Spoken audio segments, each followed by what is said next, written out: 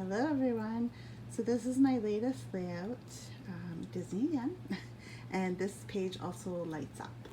So I will go through some of the techniques that I used because I used some new techniques. I just kind of made it up on the fly and I think it worked out pretty well.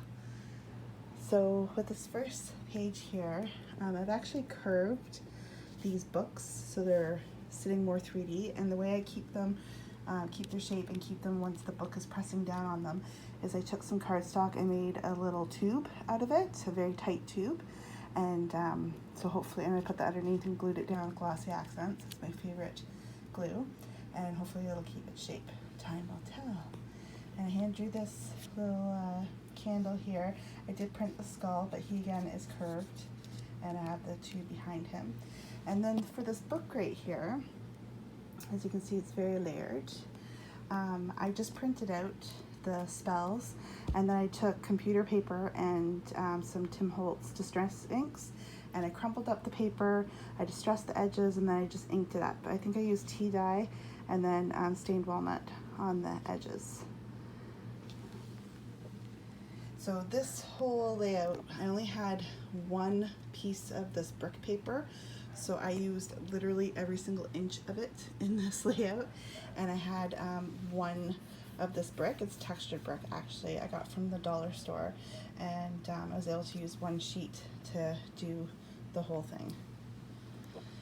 So I drew the old witch there, and I've also curled her, so she's curled in here and her hat's curled and everything. And I've used Copic markers on her. And then the photo mat is like this mirror paper that I have, cardstock. And for the curtains, I've used blue textured cardstock. I inked it up with some distress inks, and then I've punched it with a Martha Stewart punch. I believe it's called Starry Night. You can punch around the page with it, so anywhere you want. And then I've put some shimmery gold, or actually yellow, behind there, so it really pops. This is a Sizzix die cut that I've used kind of like a tie back. And then there's my hidden Mickey, not so hidden this time. And I've done like a little apple, not far. And then this is a Cherry Lynn, which I think they might not be in business anymore. I tried looking them up and I didn't find anything. It's really sad because I love their die cuts. I've added the lightning in the background. I just freehanded it, which was very frightening because the page was almost done. When I did do that, I took a chance. I was like, it's just white lines. I didn't want to get pencil marks on the page, so it worked out, I think. And I hand drew this little crow.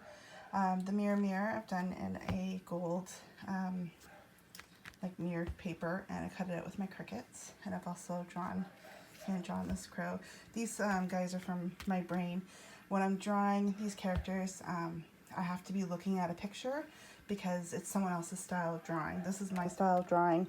I'm more cartoon. I had this cartoon too, but it's a different style of cartoon, so I have to be looking at a Disney picture to be able to draw like a Disney artist. I freehanded that one from memory, and then I made this little box, and then on the wall, and then the evil queen. So I handmade these candles, and I just put like a little piece of vellum over that shiny yellow cardstock. And this is more my style of drawing. I had a hard time for some reason drawing the evil queen's face, so this is kind of more my style. It doesn't exactly look like her. I'm not very happy with her, but it is what it is. And then with the magic mirror here, so I don't know if I could be able to show you. It's very 3D. There's a cat here on it. Very, very 3D. Here, maybe that will show it. So what I've done is I did not draw this.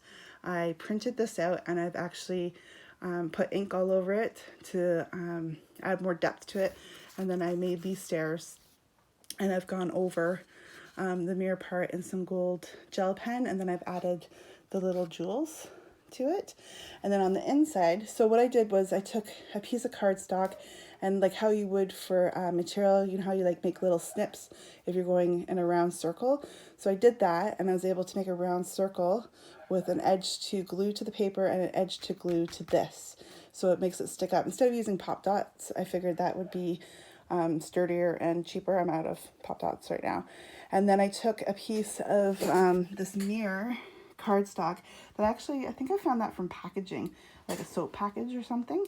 And then I've used transparency paper. I printed like the smoky look over it. And then I didn't draw him, I printed him. I left 2 little pieces of white paper out on the edge and then just tucked them in underneath. And he just sticks up that way because he's protected. He shouldn't get smushed. And you should see him light up. It's really cool. Again, I hand drew the lightning there. And the flowers, we got a skull. This is a Jolie sticker. That's a dress it up button. And then that's, I forget where I got that from. That's just a little embellishment for the kiss to awaken her. So I'll show you what it looks like with the lights off. I have to hit the buttons. This one took 2 string of lights because I overdid it on this page. Because I really wanted to make sure it lights up. So I hope it shows up okay. I'll pull it so you can see the whole thing.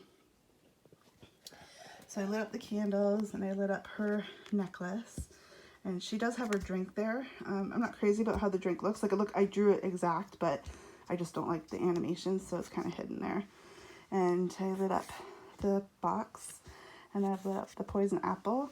And then, I hope the camera picks up on this. He's really cool because light is coming out from all over the place. He looks very 3D in there. It looks a lot better in person. And then I lit up some lightning. And because I used all the lights on that one, I couldn't get over on this side. Because usually what I do, if you guys want to do this, so it's just a string of fairy lights in the back. They're a very small string of lights. And the lights are about the size of, like, you know, if you pile 2 sesame seeds together. So what I've done is when I put 1 string of lights on one page, it's kind of a pain in the back, so you have to keep flipping the pages to see where you want the lights. But I just leave a little string out on top so it can go up and over the page protector if you're putting it in a book. And if it fits in the book perfect, you don't even notice the string. But this time, like I said, I got greedy with the lights on this page and had to use a new string here. And I really only wanted to light up these 2 things, so I had extra lights, so I did the lightning as well. But this turned out super cool because it's got like the glow. I actually punched a hole right through to the back, and I have a light that's sticking out on the page, so it's behind this candle. And then I also have a light that's coming through just from the back, so it gives it like a really cool glow. And same with that candle there. And then this I know looks better in person than it does on camera. It's very bright on camera, but in person it's pretty subtle. But yeah, so that's my Evil Queen layout. I'm on a roll lately. I don't know, maybe because I have all this time at home. I've been feeling very creative, maybe because I have a little extra time. But yeah, I'm going to be doing, I think I'm going to do Coco next, I think. I'm going to attempt Coco next. I love that movie. I love all the colors. I love the culture. So, but it's going to be a big layout. There's going to be tons of layers to it, and you can imagine the lights that's going to go on that one. So I'm looking forward to doing that. I'm going to work on that this week, and hopefully I can get that up within the next 2 weeks. I think it's going to take me about 2 weeks to do it. Usually these are taking about, my other ones, my previous light up ones were 2-3 days. This one was 4 days in between, you know, doing mom duties. So the next one, like I said, it's probably going to be a week or 2 to make. So we'll see. But I hope that inspires you guys. I hope you enjoyed watching. I'm always happy to answer any questions that you have. I'm really big on sharing with other crafters. I don't know anyone crafty around me. And I struggled for years trying to learn techniques like before YouTube and stuff. You know, some crafters weren't always so willing to share their techniques because the crafters I did know would sell on eBay, and they were obviously, for good reason, they weren't willing to give up their techniques. So I struggled for many years, and I don't want anyone else to struggle trying to figure out how to do something if they admire something or if something inspires them. Like, go be creative. I'm more than happy to answer your questions to help you get to, you know, help you with your layout or your craft project or whatever.